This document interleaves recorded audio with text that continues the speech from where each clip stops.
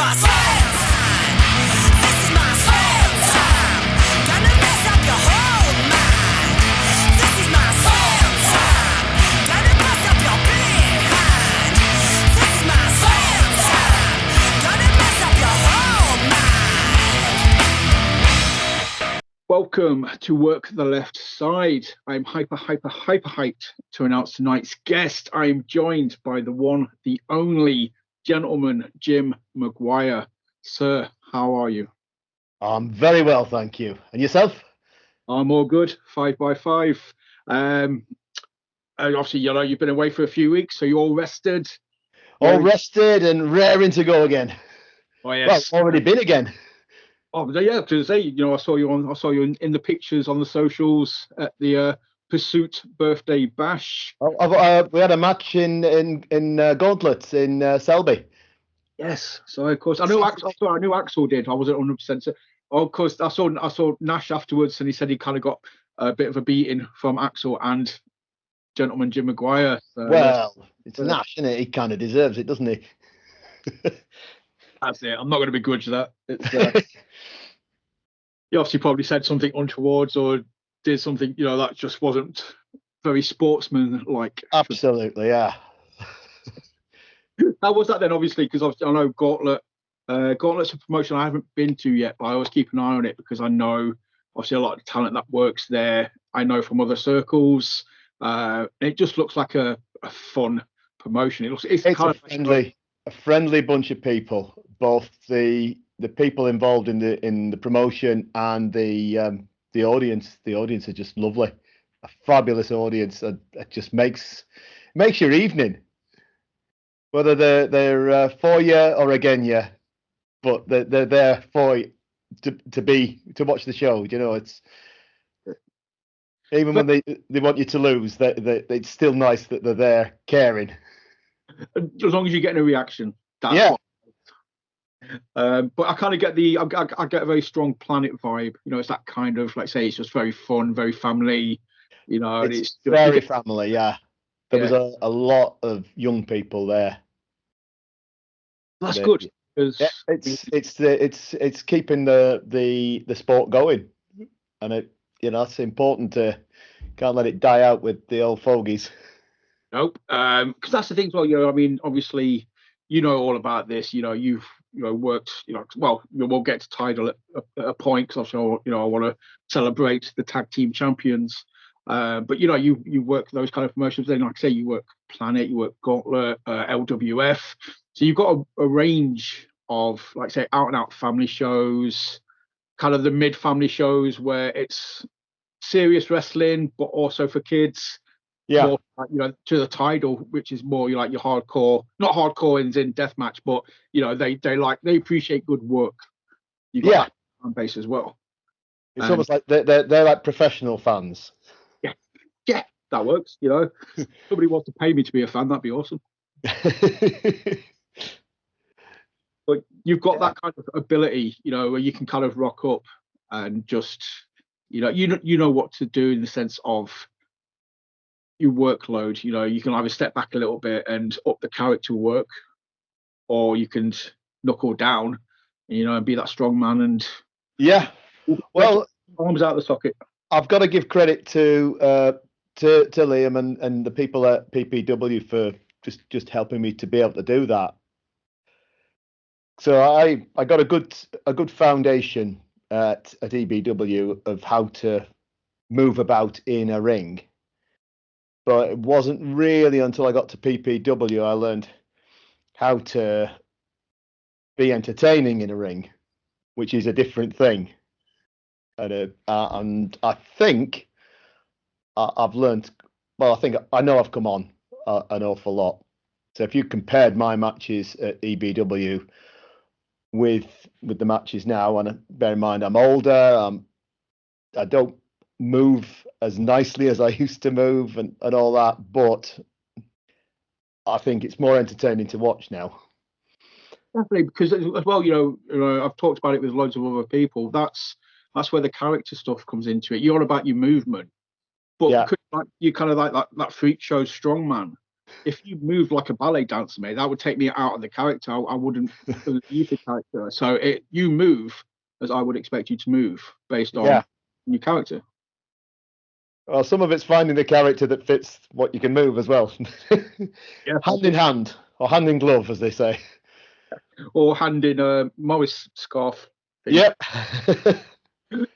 Which we'll get to at some point. I do want to bring that up, at some point, because I know we've kind of, obviously, if anybody knows, we have talked previously, and there's certain things that I talked about that I loved, and I definitely, I want to kind of touch on it again, just because of that crossover appeal. But I've just recently started doing. I've been going through a lot of Planet matches recently and doing reels and putting them onto socials to try and plug their YouTube channel. And I did one of yourself against Liam Slater. Yeah. That was, I think it was about, because for Planet, you expect the matches to be about 10 minutes. They're just quite short, but very fast paced or very sort of just fun. I think you and Liam went for well over 15 minutes. Yeah.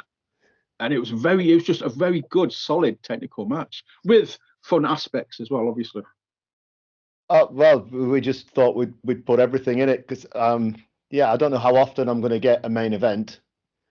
And, when you got it, you've got to push the boat out a little bit, haven't you, for a main event?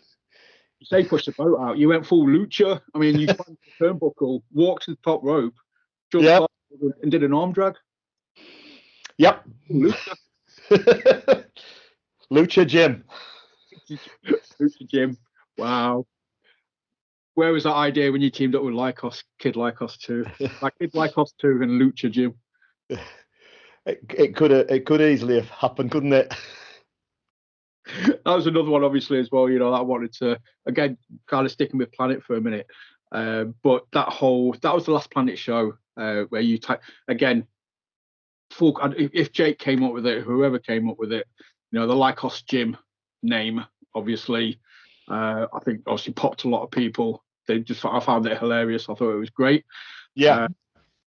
But the dynamic between you and Kid Lycos 2 in that match, again, just absolutely made it. It was the character work. It was, Gentleman Jim Maguire you're a gentleman. You stick to the rules. You know what needs to be done. You will do it. You will do it fairly. Obviously, Kid Lycos 2 is a little bit of a scoundrel, should we say? Yeah. And, just puppy. Yeah. But the man behind the mask is we've trained together, and we've travelled together. So we were both in the Barcelona show that we went to for LLB, Lucha Libre Barcelona. So yeah, it was nice to spend time with him on that trip, and you kind of learn things from people like that. And he's trained us. He's been the trainer at PPW for a few of the sessions. He'll do a takeover session, and it's always you get a little bit more from someone else taking a session, and I wouldn't do it like that. Well, so and so just told me you need to. No. I would say, and then you take both ideas and you say, well, what works with me? And that's something I've really learned. No matter how unlikely someone is in your mind that they would be able to give you good advice, always listen, because you might not be able to say, well, I'll take that exactly what you've just told me there and put it straight into my character, but you might just get one little nugget, and then that just absolutely brings everything to fruition. So it's always worth listening to people, I've discovered. Yeah, good advice for you youngsters out there. Listen to people. As you get older, you kind of understand. It's like that old saying, like when people used to say to you, like, "Oh, enjoy being in school. It's the best time of your life." As a kid, you're like, "Nah, behave." And as you get older, you're like, "Oh man, I miss school so much." Oh, they were right. Oh, yeah.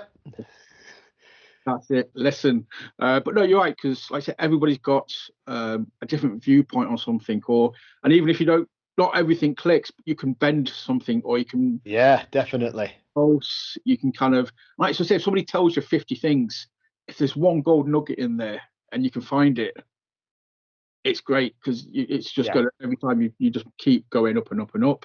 And that's the thing as well, obviously about Pursuit, you've got the trainers there, but the people that they bring in for, the takeover sessions, Yeah.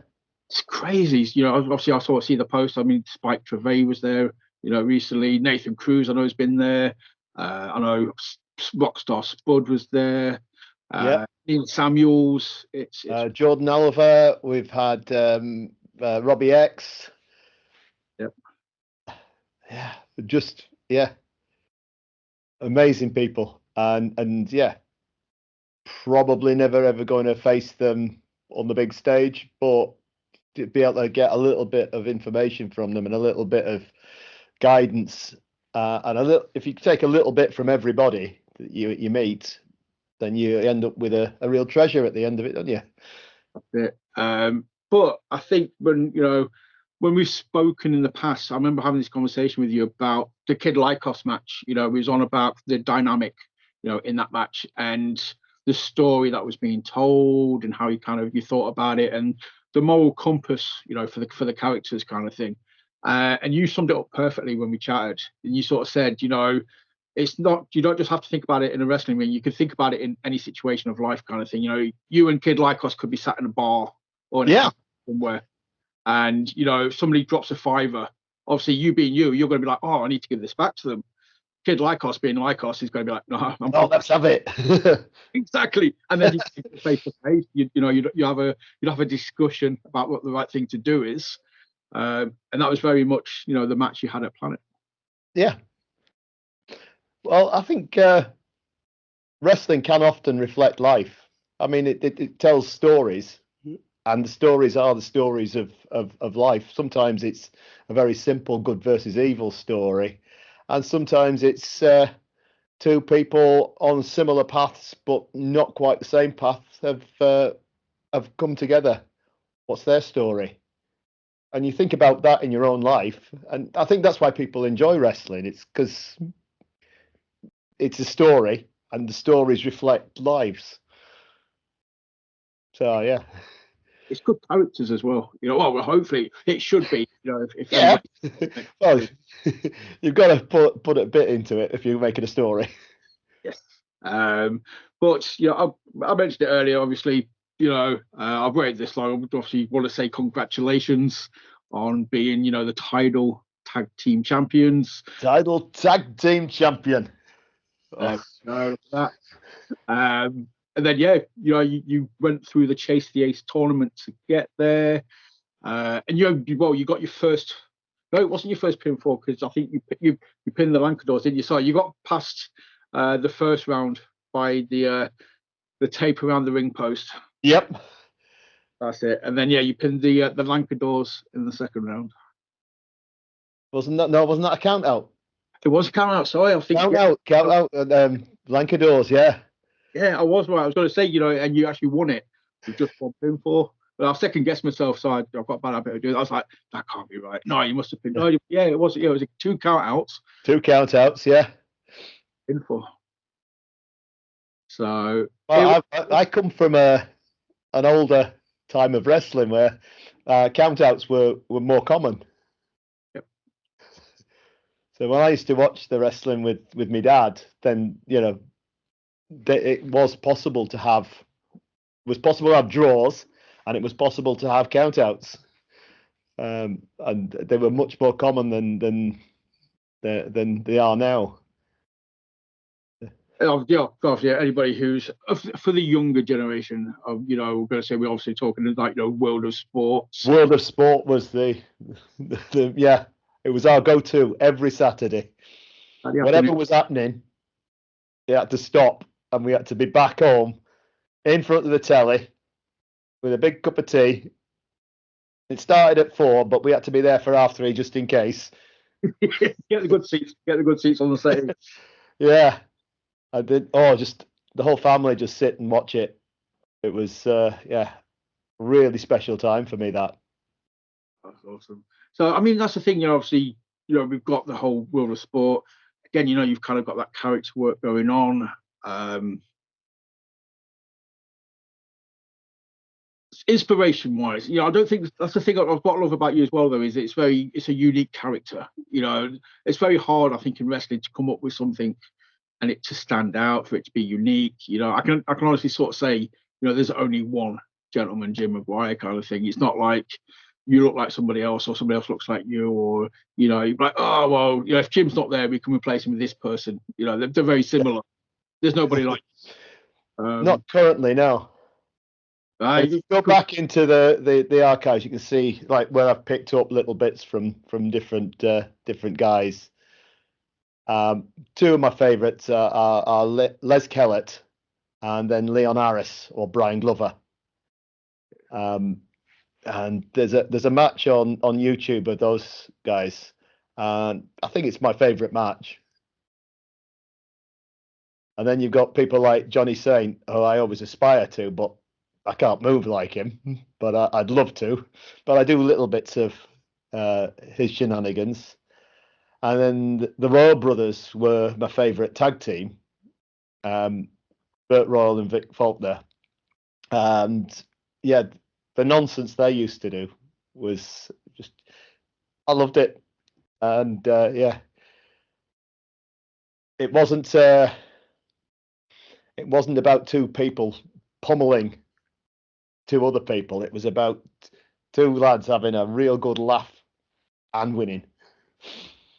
I think if they didn't have the laugh, they wouldn't have bothered with there's no point pinning him. I'm not having enough fun.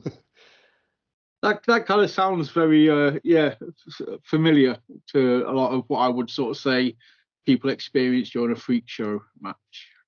Oh, that's really nice to hear. Yeah, we can tell that you guys are enjoying it, which makes us enjoy it. But yeah, you're not enjoying it you're not enjoying it by just being silly or by doing shenanigans. You're doing it because it's fun. We can tell it's fun, but you're also very, very good at what you do. So that's that kind of like that perfect mix. If that sentence makes sense, you know what I mean? Yeah. Well, if you see my face when I'm climbing up with the belt, that's all real. I'm just beaming. I'm just so happy at that point. Yeah, I really do enjoy wrestling, and I enjoy the crowds. I enjoy just hearing cheers or even boos. But as I say, just being part of a big thing like that is just amazing. The fans are behind you as well, especially when I've been at Tidal, when I sort of experienced the matches there. Again, looking back at the footage, there was one bit. It was in the final. Yeah. Obviously, it was Freakshow versus Chase the Ace versus Misery Business, and all of you, everybody's in the ring. Axel's Spark Taxi has been getting bullied for the last 10 minutes. You come in, you make the hot tag, and you're just punching down, Martini, Ace Matthews, Alan Kay, Joe Wade, and the crowd are just cheering. They're like, Jim, and you're just like, just throwing punches. Just that feeling is amazing, and I can never ever say thank you enough to the crowd for that. It's just it's just an absolute perfect feeling. And another one was one in Manchester. I was fighting HT Drake.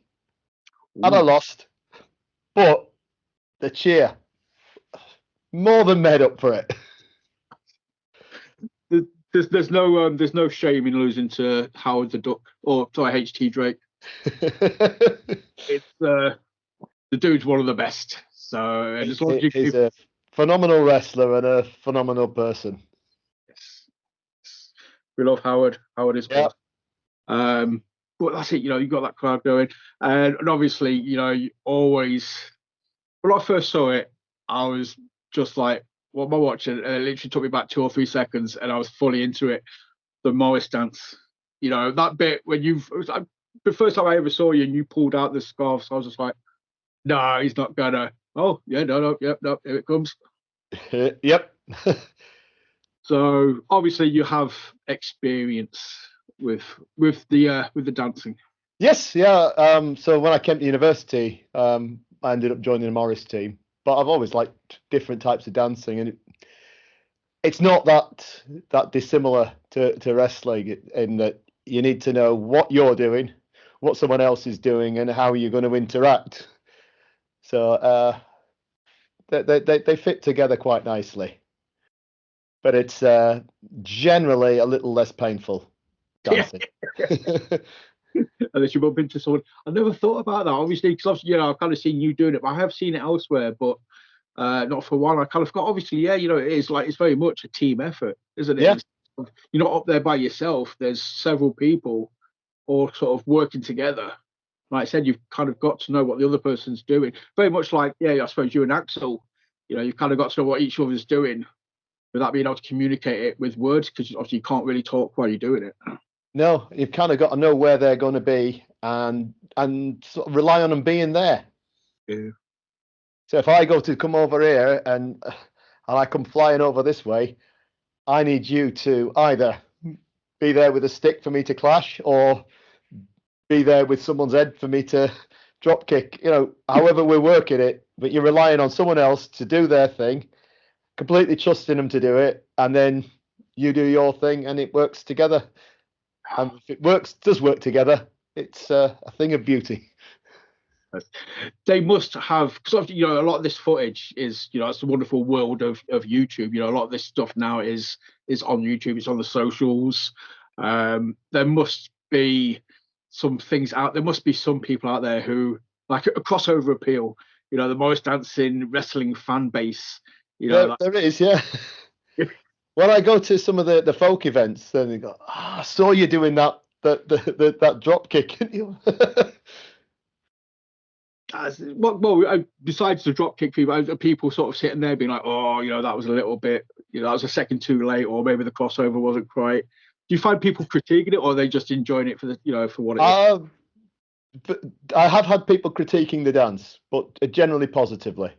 So I'll take that. They particularly enjoyed the Hocklebacks.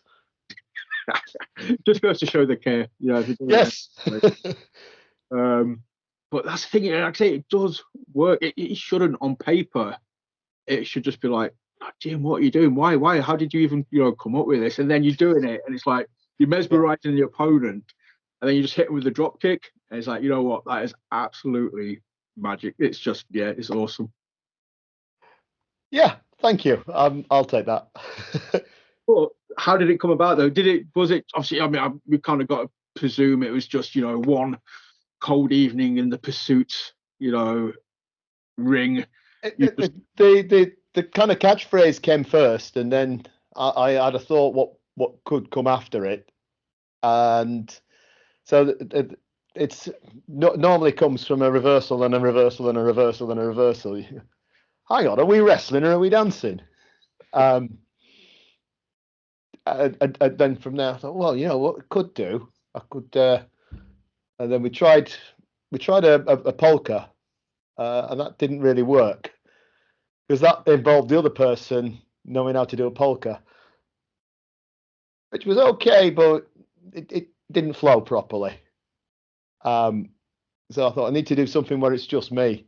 So that dance is they call it a jig.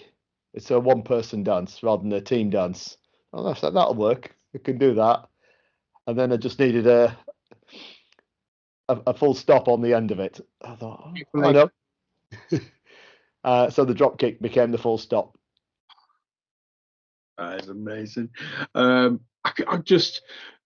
can only imagine, like, the people, because often, at Pursuit, the in-house shows, you've got people sat around, family, friends, other trainees in the audience, kind of thing. I can just only imagine people's reactions, the first time they saw. So I presume it was first time it was ever done in front of an audience would have been. The first time it was a bit, like you said, they're a bit bewildered, but went with it and enjoyed it. And any time after that, then, as soon as the handkerchiefs come out, there's a big cheer. Everyone knows what's happening next. That's awesome. But we touched upon the Chase the Ace final. beating Chase the Ace, Misery Business, becoming the new history-making tag team champions. Yeah. But, you know, I know this was meant to happen in March. They haven't announced anything yet. But, you know, you were meant to be going up against Misery Business. That show got cancelled. I'm going to presume that match is still in the works because Misery Business have to be first in line. They should have a shot at the title because like they sort of like we really bet Chase the Ace for the actual pin, didn't we? So Misery Business they're definitely first challengers. Well, you know, as Alan likes to say, they've never been pinned. So yes. Well, we can beat people without pinning them if that's all he's bothered about. Please, can you imagine if you you win it? We'll just keep winning, but not pinning anyone. Then Alan can be like, "Oh, sure, well, I've still never been pinned." No, yeah, still not one, mate. Oh, you know, just because he needed another reason to be more miserable. That would just we'll make him smile. Inside, I'm sure. But yeah, I mean, obviously, you guys know those two very well. Alan forever, and Joel since I started training at PPW. I'll say Alan was at EPW with you, wasn't he? He was, yeah. So Alan really took me under his wing and showed me the very, very basics and got me able to bump, because that was coming into it at a later stage in life. I was more reluctant to hit the ground than maybe I would have been if I'd come in at 16 or 17. And he worked with me to just overcome that nervousness, and made me what I am today. Go on, Alan. So because I mean, obviously, you know, I think I spoke to, I think it was Jacob Quinn I was having this conversation with previously, and I was on about like you just sort of said, because once you get past a certain age, you know, you become logical. You kind of, you know, you've got that common sense, or you should have, where you don't want to do things because you know it hurts. You know, I'm not going to do that to myself. Why would I do it to myself? You know, when you're young, you've got that fearlessness. It doesn't matter if it hurts. Who cares? But as you get older, it's like, you know, I was, again, you know, I've got a 7-year-old. You know, he's still young. He's fearless. He's brave. He's trying to do forward rolls, but falling over sideways as he was doing them. So I was like, mate, I'll show you how to do a forward roll. You know, I'm boss. I used to do these all. I was the king of the forward roll. So I've kind of got myself into position, waiting for my legs to push me forward to do the forward roll. I eventually did it, but it took me like 3 minutes to do it because my brain was just saying, "What are you doing? Why are you doing? Why are you going upside down? Don't do that." In the end, I had to be like, "Look, just stop, just push." And then I did. Obviously, you know, I could still do them, but it was just that hesitation. You know, that moment. I say it was 3 minutes, probably only 30 seconds, but it felt like like forever. Yes. It's just because, like I say, you just think, why am I doing this to my body? You know, I don't want to do this. Yeah, you do. No, I don't. So, I mean, obviously, Alan got you past that. You know, was it just a step-by-step thing? Yeah. So basically, you know, like you do in the schoolyard and just kneel down behind and push me over. Yeah, that sort of thing. Until not as bad as I thought it was going to be. And yeah, I was basically trying to fall down without leaving the ground. It's just basically getting down onto the ground. Just sitting down carefully. I'll sit down slowly. You hit me and I'll sit down slowly. Hey, that's not going to work, is it? Right. You can hit me and I'll walk backwards into the turnbuckle and I'll just slide down the turnbuckle. Yeah. Oh, anything like that. I was, but he really did take me under his wing, and I owe him another one. I owe a debt of gratitude. Because that's the thing as well, obviously, about Pursuit. You know, again, you know, I've had numerous people on from Pursuit, and a handful of those people were from EPW originally, kind of thing, and then obviously that kind of closed down. You know, people couldn't leave the house for a while, and then Pursuit opened. Yeah. A lot of that crowd obviously found themselves, you know, at PBW. Alan being one of them, obviously Aiden Sparks, you know, being another one. But Axel. you know, when you started there, it must have kind of been strange because it's new, but you still had that safety blanket of being like, oh well, I know this person, and I know Well, this. when we started, it was just at the weird bit in COVID where you were allowed friends, but you're only allowed a few. Yeah, six friends. So we had this little bubble of training partners. So they were people from PPW that I'd known. We had a sort of like was it 6 weeks, something like that, of just those 6 people wrestling with them. So this came at the end of COVID. So I'd been improving. Just about thought, you know, I could probably make a half decent go at this, and then everything shut down. And then, am I going to be able to do it again? Because even a couple of weeks off is I find hard on to get back in again. Young people find that, but when you're getting older as well, your body, oh, we finished with that game now, right? Okay, we're shut down. No, we're not finished. We're just having a minute. It's just a pause. So yeah, I was thinking, am I gonna be able to do any more wrestling? And then EBW shut down completely, and okay, probably not then. And then Alex said, well, do you want to be in our bubble for this? See how it goes. This new promotion, and it wasn't too far from where EBW was, so that geographically people were traveling to there. They could get to PPW as well, so that's probably why there was a biggish crossover. Anyone that still wanted to train, it was the next nearest training school. We didn't know it was going to be as good when we turned up. It was just, yeah, it's got a ring and facilities. Let's give it a lash. But it's been brilliant, and the whole concept of the whole package. It's always been let's look about doing the whole package. So we talk about a match, but we talk about doing moves, but we talk about character. Then we'll talk about a show. So it's not just this is a match and you can stick it anywhere. Yeah. Okay, if you're first on in a show, you have to. Well, what kind of show is it? Is it all professional fans, or is it people who've just been dragged along, say at holiday camp, something like that, never seen wrestling before? How do they know what to do? Right, so first match, if it's a holiday camp,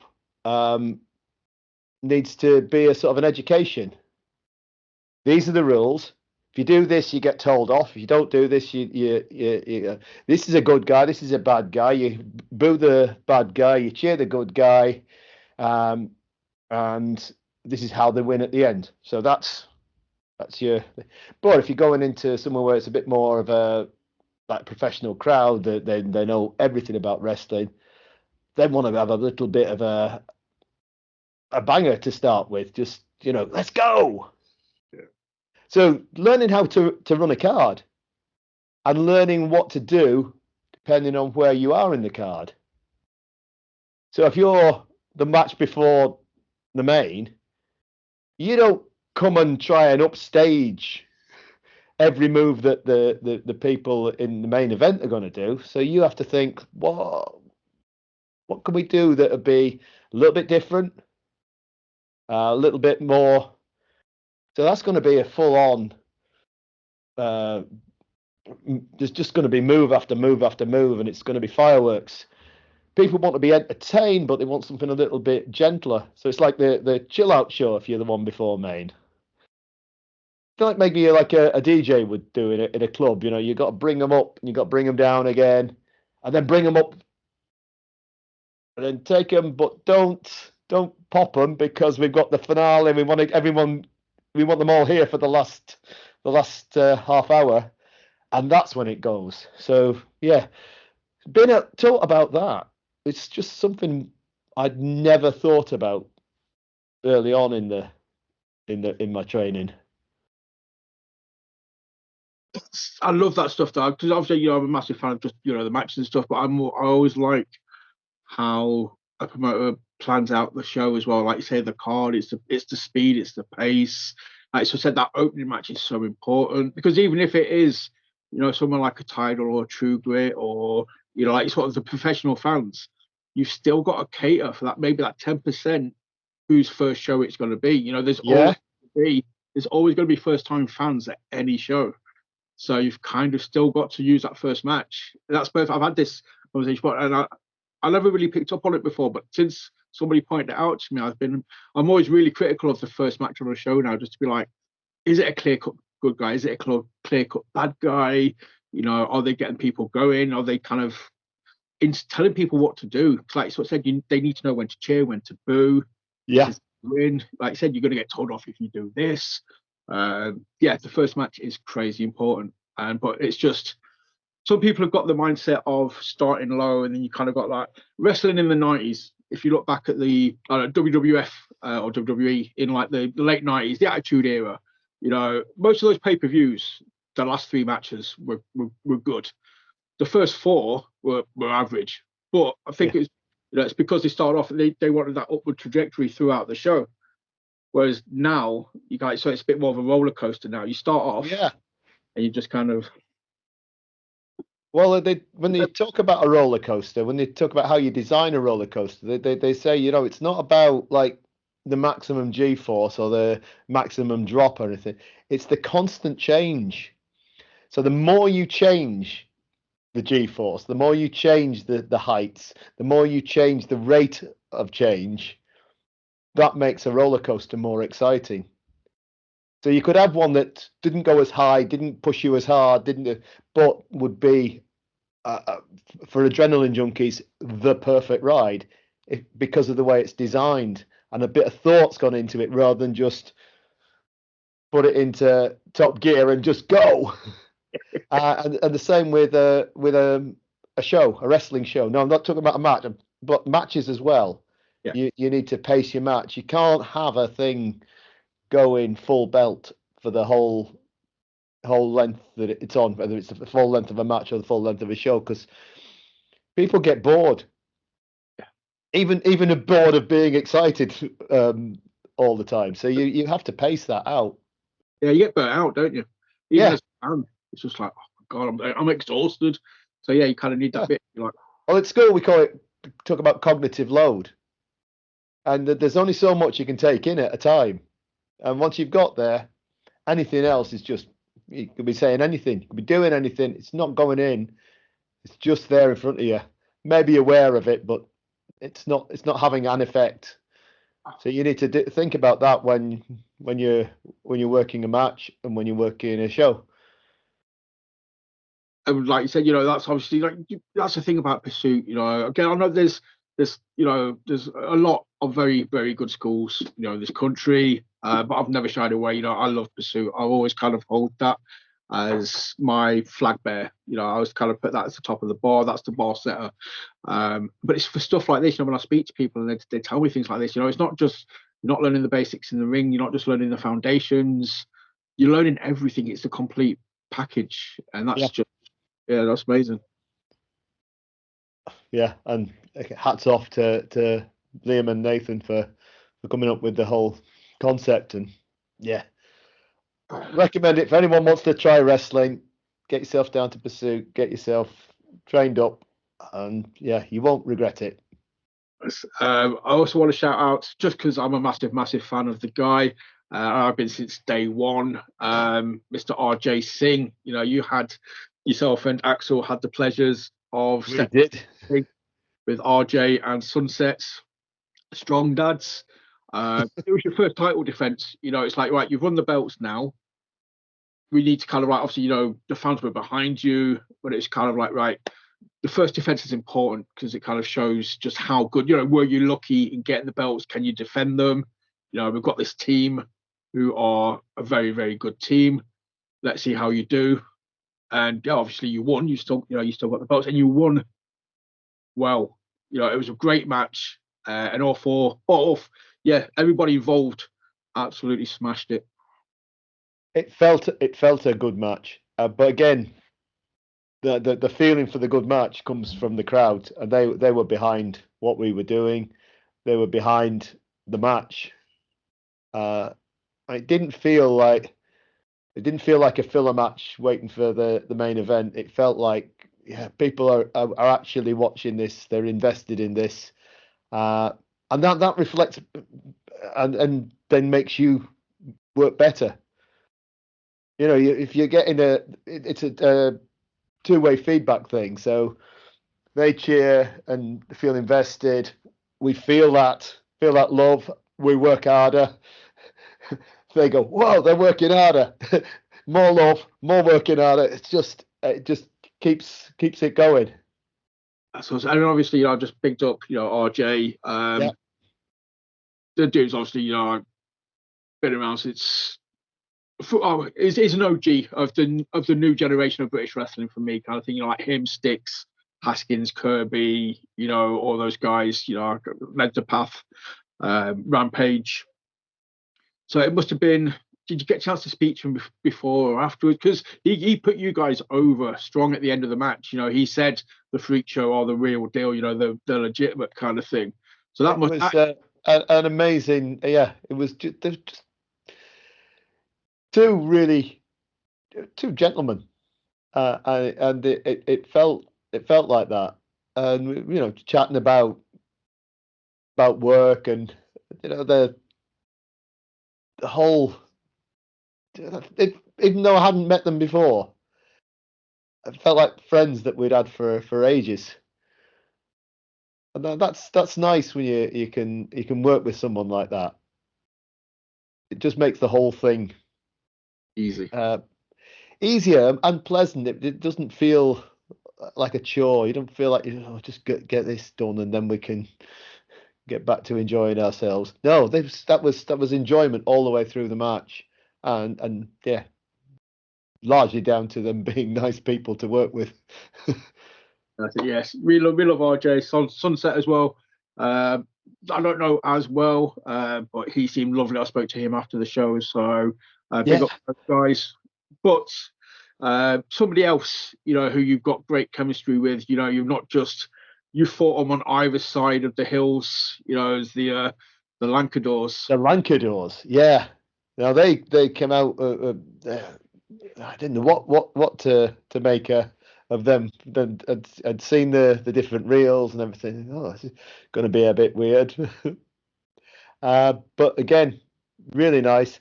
So I'm born Lancastrian, so yeah, I know, but I'm adopted to Yorkshire. Been more of my life in Yorkshire than I was in Lancashire, but there's still that little bond there between the two, and yeah, great fun. Yeah, try the Morris dancing worked very well for them, but they nearly cracked them. But no, that would have been a very easy winner, just pinning someone lying on the floor laughing. I don't know, man. It depends how the shoulders may have kept coming off the mat. If the laugh is too hard. Yeah, twitching like a strip of bacon frying. Stay down. Oh, I can't. But obviously, yeah, you went over to the LWF. I believe had a match over there against them. Yeah, that was a fun venue. Again, I like the smaller venues. So that was in a place called Reed. It's just a little village in the Lancashire Hills, and again, massive crowd support. But the crowd support was all for them. But that's it, because that's the weird thing. Because obviously, most of the places you work over, obviously, I've mentioned Gauntlet, Planet, Tidal, anywhere else. You guys are like the fan favorites, you'll get cheers. Yeah, you go over there, and it'll be a bit like, oh, okay. Obviously, they must have been cheering you by the end. You must have won them over. No. They were still booing us by the end. Yeah. Wow. The harsh. Too harsh. Blooming heck. I know when you fought the Lancadores, over here, they had to bring about 30 odd people with them, just so somebody would cheer them, I presume. Yeah. And then my wife ended up sitting in the middle of the Lancadore stand. Got a Jim Maguire t-shirt on, and then like looking around going, oh heck. I've ended up in the away end. I can relate. I can tell her, I sympathise 100% because the same thing happened to me when it was the Lancadores versus Hack and Slash. I sillily wore my Hack and Slash t-shirt. I thought, I'll support, I love Brad, Jay's awesome as well. Hack and Slash. Where am I sitting? Over there. With all the Lancadore fans. Yeah. Have I annoyed you in some way? Are you trying to kill me? Like every time, like if Hack and Slash hit a move, I was like, yay. I was just, but yeah, I sympathise with her. I know how she must have felt. Yeah, definitely. But joking aside, the Lancadores. It was still the volume in that hall. It was just. And the cheering was all of a good nature. Even the booing from the other fans was good natured booing. Were you tempted to embrace the boos? Were you tempted to kind of work deal, or was that just a big no for Jim? You're like, no, I'm sticking my ground. I have my moral compass. You can boo me. I'm still I think that there was enough noise shouting Jim that I thought, well, my cheers are out doing the Lancadore cheers, so we're okay. Keep that moral compass straight. We're good. We'll abide by the rules. Yeah, doesn't always happen at Gauntlet, Oh, I stray when I go that way. Jim. Kind of. That's rocking my world. I can't imagine just. You're like my mo. So I'm gonna even get a bracelet. Most people have got one where it's like WWJD. Yeah. What would Jim do? What would Jim do? Dude. So right, all right. Why Gauntlet then? What's the? Have they put something in the water, or is it just? I don't know. I think it's Axel gets giddy when we go over there, and then it just sets us off. Influence. It's that Axel is a bad influence. Yeah. That was partly why we had to batter Nash up. Just.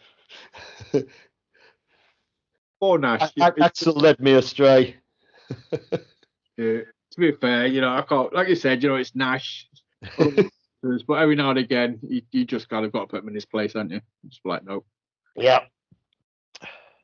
So, obviously the Freak Show, we've touched on, the tag teams, titles, you guys, matches you guys have had. Haven't really talked about how it came about. Anybody who knows PPW, follows them on YouTube, if you scroll far enough back, obviously there's a Axel versus Jim Maguire match on one of the shows, one of the earlier shows. Bridge Trolls. After that match, you joined the Freak Show. Well, that was the deal. The would you call it a stipulation of the match? So there's a reel somewhere of the meeting in the little cafe, and he asked me to join the Freak Show. I said, well, I've said no in the past, and he goes, tell you what, Freaky really wants you to join the Freak Show, so let's have a match, and if you win the match, we don't mention it again, and if you lose the match, you join the Freak Show. And he bet me, and I joined the Freak Show, and the rest is history. It's not a bad thing, is it? It probably worked out for the best in that case. It's just you've had a lot of fun. Yes, I was anxious about joining another faction because I was in a faction at EBW, and I don't think it worked really great for it didn't gel very well. There wasn't the charisma between the different characters that really made it so it didn't work. They were all unusual characters, but they were all too unusual to work together. Oil and water, basically. It's just it's all like, well, you don't fit in, so you'll go in that one. When you don't fit in, you'll go in there as well. Yeah, but we don't fit in with each other over there either. Does you're like it's all right having a group of misfits, but it's got to be a group of misfits that kind of they've got to fit together. They've got to fit with each other. It's no good them not fitting with each other either, because that